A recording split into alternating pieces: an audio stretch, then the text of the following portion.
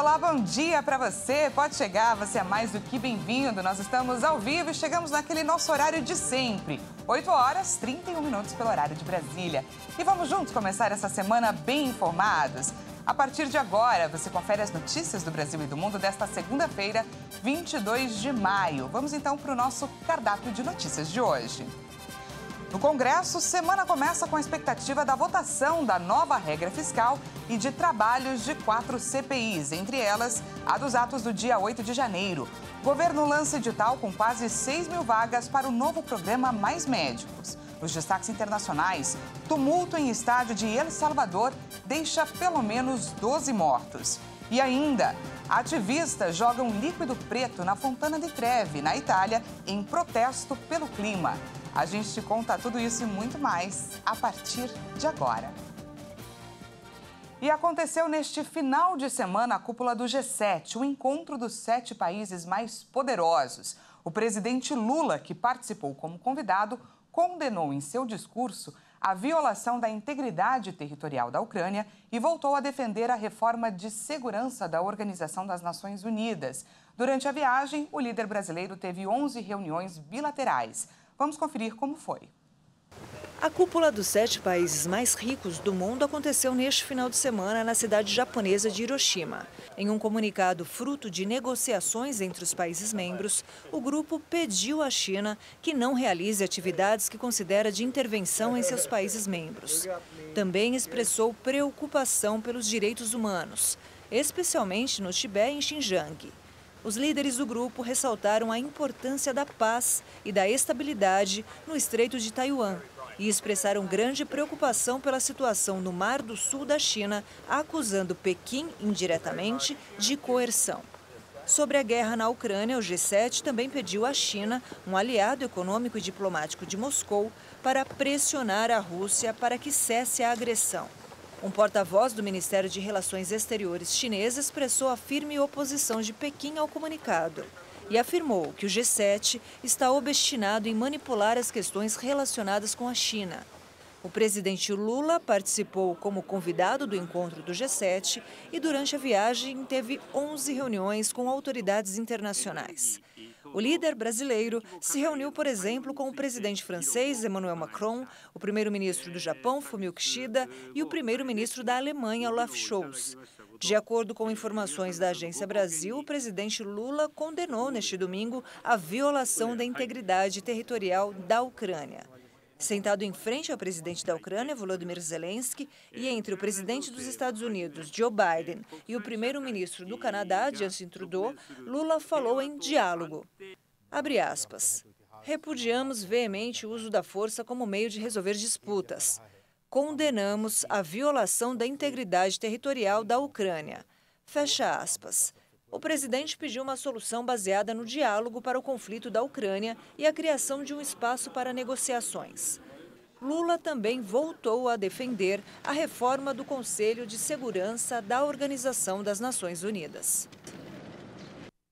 E olha só, havia uma grande expectativa nesta viagem para um encontro entre o presidente Lula e o presidente da Ucrânia, Volodymyr Zelensky. O que não aconteceu porque o ucraniano se atrasou. Essa seria a primeira conversa entre os dois após falas polêmicas de Lula sobre a responsabilidade da guerra. O presidente Lula não se reuniu pessoalmente com o presidente da Ucrânia, Volodymyr Zelensky, no encontro do G7, o grupo dos países mais ricos em Hiroshima, no Japão. Lula afirmou a jornalistas que esperou Zelensky para o encontro bilateral, mas que a delegação do país atrasou e, ao final, não apareceu. O presidente também foi questionado sobre a declaração do colega ucraniano de que Lula teria ficado decepcionado com a não realização da reunião. O petista afirmou à imprensa que não ficou decepcionado, ficou chateado. Lula causou certa polêmica no mês passado ao declarar que os Estados Unidos deviam deixar de incentivar a guerra. Neste domingo, o presidente brasileiro condenou a violação da integridade territorial da Ucrânia. Em discurso durante sessão de trabalho no G7 no Japão, Lula também voltou a defender a reforma do Conselho de Segurança da ONU. A semana promete ser movimentada em Brasília. O centro das atenções para o governo será a votação da nova regra fiscal na Câmara dos Deputados, que deve acontecer na terça ou na quarta-feira. Além disso, a criação da CPI dos atos golpistas e o andamento de outras 3 comissões vão movimentar o Congresso. A nova regra fiscal pode ser votada na terça ou na quarta-feira em plenário. O relator do arcabouço fiscal, o deputado Cláudio Cajado, deve se reunir com os líderes partidários para definir o parecer sobre o projeto. E a expectativa é que antes ele se reúna com o presidente da Câmara, Arthur Lira. Cajado disse que vai analisar as emendas, isto é, as sugestões de alteração no texto apresentadas pelos deputados. Até a tarde de sexta-feira, 40 sugestões haviam sido protocoladas. Enquanto os deputados de centro e da oposição querem endurecer ainda mais o texto e impor limites mais rígidos ao governo, deputados da esquerda e da bancada da educação querem afrouxar as regras. O placar da aprovação da urgência na quarta-feira teve 367 votos a favor e 102 contrários, um indicativo de que a proposta deve ter ampla maioria na casa. Mas a equipe econômica trabalha para aprovar o texto acordado com o relator sem mudanças incluídas de última hora. Por se tratar de um projeto de lei complementar, o texto precisa da aprovação de 257 deputados. Se aprovado, ele vai para análise do Senado. Outro assunto a ser tratado é a primeira sessão da CPI dos atos golpistas, que tem previsão de ser instalada na quinta-feira. Ela será presidida pelo parlamentar mais velho escolhido para compor a comissão. E com isso, o senador Otto Alencar, líder do PSD, de 75 anos, foi quem convocou os parlamentares para instalar a comissão. De acordo com o requerimento de criação da CPI mista, o grupo de trabalho terá 180 dias para investigar os atos registrados no dia 8 de janeiro, quando as sedes dos 3 poderes foram invadidas. Desta forma, a comissão terá como prazo limite o dia 20 de novembro deste ano. Outras 3 comissões parlamentares de inquérito, instaladas pela Câmara na última semana, voltam a se reunir na terça-feira, quando os deputados devem analisar e votar os planos de trabalho apresentados pelos respectivos relatores.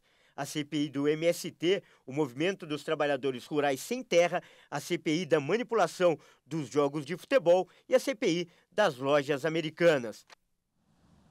E o governo federal lança hoje o edital para a contratação do programa Mais Médicos. Serão quase 6 mil vagas para 2 mil municípios brasileiros. As inscrições começam na sexta-feira e vão até o dia 31 de maio. Serão 5.970 vagas distribuídas em 1.994 municípios brasileiros. A prioridade inicial é para a convocação de profissionais brasileiros formados no país. Médicos formados no exterior, sejam eles nascidos no Brasil ou estrangeiros, também serão convocados, mas para as vagas remanescentes. De acordo com o governo, o edital aberto é para recompor vagas ociosas dos últimos 4 anos. Além disso, 1.000 dessas vagas serão para atender a região da Amazônia. Cada Bolsa Formação concedida pelo programa será no valor de R$ 12.386,50 por 48 meses, prorrogáveis pelo mesmo período. A expectativa do governo é que a seleção aconteça em junho e, no fim do próprio mês, os profissionais comecem a trabalhar nas regiões designadas. A seleção se dará por meio de avaliação do currículo dos candidatos, que levará em consideração a formação e a experiência anterior. E olha só esse número. Mais de 200 mil pessoas desapareceram no Brasil entre 2019 e 2021, de acordo com um levantamento inédito do Fórum Brasileiro de Segurança Pública. O que significa que, em média, 183 pessoas desapareceram por dia aqui no país. Os adolescentes foram as principais vítimas.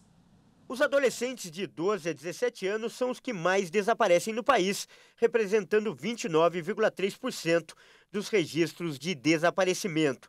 10% são jovens de 25 a 29 anos, 6,6% são pessoas com mais de 60 anos e as crianças representam 3,1%. O país ainda não tem um banco de dados unificado com todas as pessoas que desaparecem. Em 2019, o governo sancionou a Lei da Política Nacional de Busca de Pessoas Desaparecidas, que previa a criação de um cadastro nacional que até hoje não existe. Segundo o Ministério da Justiça, a previsão é que esse sistema unificado seja criado até o fim deste ano. Fundado em 2013, o Banco Nacional de Perfis Genéticos une dados de DNA coletados por forças policiais de todo o país, mas ainda tem 18 mil restos mortais na fila para serem identificados. A maioria das polícias civis do Brasil não tem procedimentos operacionais para casos de desaparecimento. De acordo com o Fórum Brasileiro de Segurança Pública, a polícia só investiga esses casos quando tem elementos para instauração de investigação.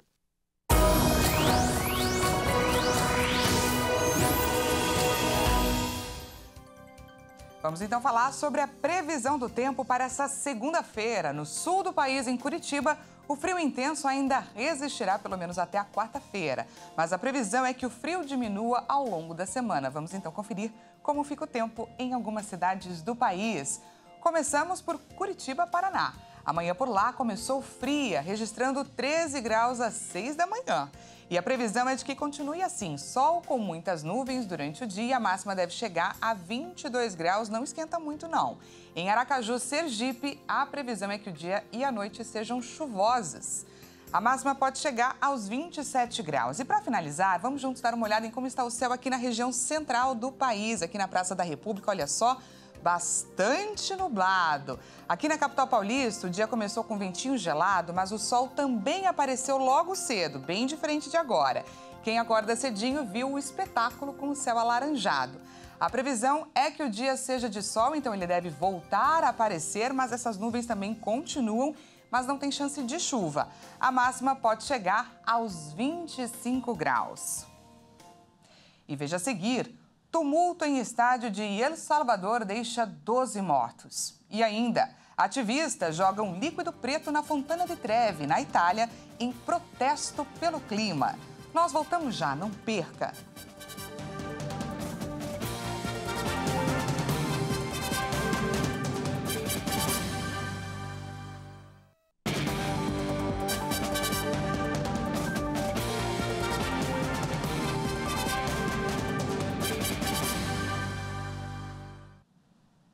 Seja bem-vindo mais uma vez, nós estamos de volta ao vivo, 8 horas e 45 minutos pelo horário de Brasília.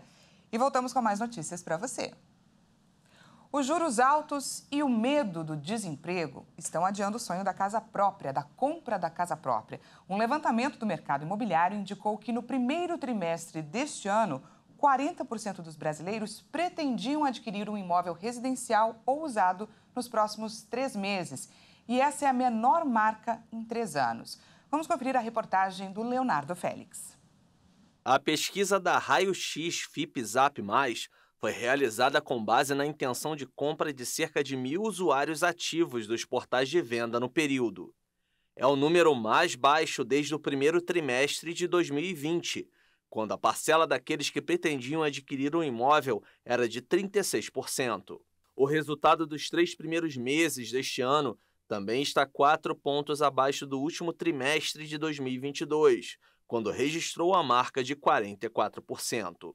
O economista Renan Silva indica que há um número menor de famílias dispostas a comprar imóveis por causa da insegurança no mercado de trabalho, aliada ao alto custo dos financiamentos imobiliários. O cenário ele não é muito propício para esse investimento agora no momento. Justamente em razão da aceleração da alta de juros que nós percebemos ali a partir de 2022 e hoje encontra-se ali no patamar bastante elevado de 13,75 ao ano. Se o investidor, o demandante, puder aguardar pelo menos essas novas taxas arrefecerem, chegar ali a partir de 12,5, seria o ideal. A taxa de juros do financiamento imobiliário foi de 11% ao ano no mês de março, o maior resultado desde 2016. Entre os imóveis novos, a previsão de entidades do setor é de uma redução de 30%. E vamos agora para os destaques internacionais. Um tumulto envolvendo torcedores no estádio Cuscatlán, em El Salvador, deixou pelo menos 12 pessoas mortas. Diversos torcedores ficaram feridos. As primeiras informações apontam para um tumulto de torcedores que tentavam entrar para assistir a partida. O jogo foi suspenso enquanto os socorristas retiravam o público em uma operação que envolveu centenas de policiais e militares. O presidente da FIFA, Gianni Infantino, manifestou condolências aos familiares e amigos dos mortos. Foram realizados mais de 500 atendimentos no estádio, com capacidade para 35 mil pessoas. O presidente de El Salvador, Nayib Bukele, disse que uma investigação está em andamento para determinar quem são os responsáveis. E o líder do grupo Wagner anunciou a captura da cidade de Bakhmut. A Ucrânia nega e afirma seguir lutando. O chefe do grupo paramilitar russo Wagner, Yevgeny Prigozhin, reivindicou neste sábado a captura completa da cidade ucraniana de Bakhmut. A região foi cenário da batalha mais longa e sangrenta da ofensiva da Rússia. Já o governo ucraniano garantiu que continua combatendo no local, mas reconheceu que a situação é crítica. Se confirmada, a captura de Bakhmut representaria uma vitória para Moscou após vários contratempos humilhantes. Também se daria antes de uma contraofensiva que a Ucrânia afirma estar preparando há meses. O anúncio de Prigozhin também coincidiu com a visita do presidente ucraniano Volodymyr Zelensky a Hiroshima, no Japão, para a cúpula dos países mais ricos, o G7, onde buscam a maior pressão da comunidade internacional sobre Moscou. Segundo Prigozhin, o grupo Wagner vai retirar seus membros da cidade a partir de 25 de maio e deixará a defesa do município a cargo do exército russo, permanecendo à disposição de Moscou para futuras operações. 10 pessoas morreram e 9 ficaram feridas depois de um ataque contra um grupo de pilotos amadores no México. O massacre foi durante a tarde, enquanto os pilotos que participavam de uma corrida de aventura estavam parados no acostamento de uma estrada. Um grupo de homens chegou em uma caminhonete e abriu fogo. O prefeito anunciou que aumentou a vigilância na região. O Ministério Público de Baja Califórnia, estado ao qual pertence a Ensenada, anunciou a formação de um grupo especial de investigação para identificar os assassinos e determinar os motivos do ataque. Baja Califórnia sofre com a violência do narcotráfico. Por seus terrenos desérticos, o estado é sede de corridas de veículos 4x4 com a participação de pilotos de todo o mundo. Uma das corridas mais famosas é a chamada Baja 1000, na qual competem carros, motos e quadriciclos. A famosa Fontana di Trevi, em Roma, foi palco de protestos neste fim de semana. A água foi tingida de preto com carvão diluído em protesto contra a crise climática. Ativistas climáticos tingiram de preto a água da famosa Fontana di Trevi, em Roma, neste domingo. O grupo alertou que as inundações recentes que mataram 14 pessoas no nordeste do país são uma advertência. Militantes da organização ambientalista Last Generation entraram na famosa fonte e derramaram na água um líquido à base de carvão vegetal antes que fossem retirados pela polícia.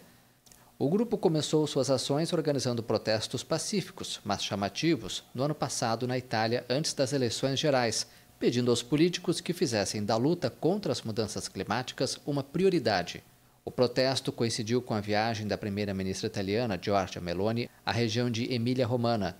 A premier visitou áreas afetadas pelas inundações provocadas por 36 horas de chuva, equivalentes a 6 meses de precipitações, segundo estimativas das autoridades.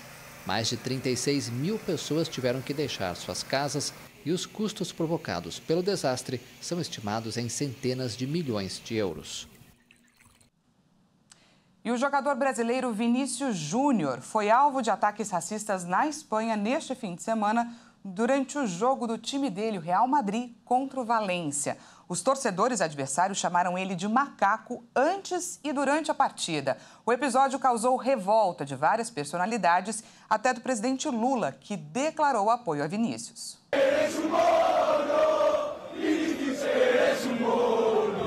Antes mesmo do jogo começar, os torcedores do Valência entoaram cantos com palavras racistas na porta do estádio. Eles chamaram o jogador brasileiro de macaco.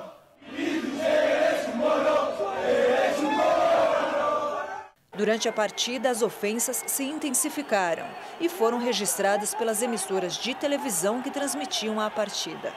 Além de termos racistas, palavrões foram direcionados a Vinícius Júnior em coro. O atacante do Real Madrid se irritou com a situação e chegou a fazer uma reclamação para o árbitro. O jogo ficou interrompido por 8 minutos e o sistema de som do estádio pediu para que a torcida parasse com um comportamento hostil. No final, muito irritado, Vinícius Júnior acabou se envolvendo em uma confusão e acabou expulso. Nas redes sociais, o jogador reclamou da falta de punição para os torcedores e ainda se envolveu em um bate-boca com o presidente da Liga Espanhola. O presidente Lula se manifestou e declarou sua solidariedade ao brasileiro. O governo, inclusive, notificou sua indignação à Liga Espanhola e à FIFA. No meio do século XXI, a gente tenha o preconceito racial ganhando força em vários estados de futebol aqui na Europa. Não é justo que o menino pobre, que venceu na vida, que está se transformando possivelmente num dos melhores jogadores do mundo, certamente do Real Madrid ele é o melhor, é ofendido em cada estádio que ele comparece. Eu penso que é importante que a FIFA, que a Liga Espanhola, que a Liga de outros países, tome sérias providências, porque nós não podemos permitir que o fascismo tome conta e o racismo dentro do estádio de futebol. É realmente um absurdo e que as pessoas envolvidas sejam de fato punidas. Atualmente, o Brasil gera cerca de 80 milhões de toneladas de resíduos por ano. O que torna um número preocupante é o baixo índice de reutilização desse material. Apenas 4% do total é reaproveitado ou reciclado, segundo a Associação Brasileira de Empresas de Limpeza Pública e Resíduos Especiais, ABRELP. Mas iniciativas como a da Realixo tentam mudar esse cenário e impulsionar a economia local e a sustentabilidade. Vamos conferir na reportagem do Leonardo Félix. Em um país continental como o Brasil, com 210 milhões de habitantes, que produzem cada um 343 quilos de lixo por ano, 40% dos resíduos vão parar em lixões a céu aberto. E o pior, metade das cidades brasileiras não tem políticas de reciclagem e nem aterros sanitários. O cenário é estarrecedor. E para tentar mudar essa realidade, uma empresa na zona oeste da capital paulista atende a clientes residenciais e corporativos, com o objetivo de promover o manejo sustentável do lixo, além de impulsionar a economia local. A Realixo cobra uma assinatura mensal para realizar a coleta seletiva dos resíduos, tanto orgânicos quanto recicláveis. O fundador da empresa, o italiano radicado no Brasil, Andrea Lerner, fala dos objetivos do projeto. Todo o resto de comida que pode ser reaproveitado através da compostagem ou de outras técnicas, e esta técnica reduz a pegada no meio ambiente, porque reduz a emissão de metano na atmosfera e cria um adubo orgânico que ajuda a regenerar a terra. A segunda coisa é que damos uma certeza aos nossos clientes sobre o destino dos recicláveis comuns que doamos a uma cooperativa de catadores. 40% daquele que eles coletam vira rejeito, vanno no aterro, porque o sistema mecanizado não é capaz de reaproveitar todo, como o vidro, por exemplo, que nos caminhões compactadores se quebra, muito deles se quebra. A terceira coisa é que nós coletamos também resíduos especiais, como óleo de cozinha usado, eletrônicos, roupa. O chefe de operações da Realixo, João Batista Alencar, explica o processo de coleta do lixo feito nos clientes. Tudo começa com o cliente recebendo o baldinho, que nós temos aqui na nossa central. Então, ou ele busca, se ele quiser fazer essa coleta diretamente aqui, ou então a gente entrega na casa dele. A partir desse momento, ele começa a separar os orgânicos dele nesse balde e os recicláveis em sacolas, da forma que ele achar melhor. Feita uma semana da entrega desse balde, a gente busca na casa dele ou ele traz aqui, e a partir daí começa o processo por trás da casa do cliente, que é fazer esse direcionamento do material orgânico. Eu conheci algumas pessoas que já utilizam serviços da Realixo e compartilham a experiência. Eu parei para conhecer um pouco melhor esse trabalho e fiquei muito feliz, muito contente pelo que eles fazem aqui.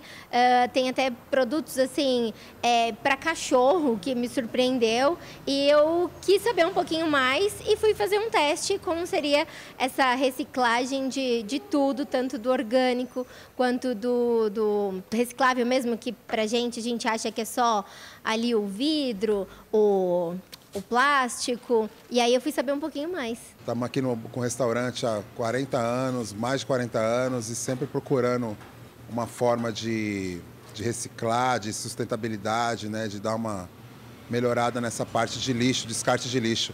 E com os nossos vizinhos aqui, a gente conseguiu colocar menos lixo orgânico na rua. Então, quando menos lixo a gente coloca na rua, a gente é melhor para a gente, para a vizinhança, para o bairro, para o mundo, né? Muito bacana e necessária essa iniciativa, não é? Cada um fazendo a sua parte, a gente consegue construir um mundo muito melhor. Essa edição fica por aqui. Muito obrigada pela sua companhia. Às 10 horas eu volto com mais informações para você. Até lá!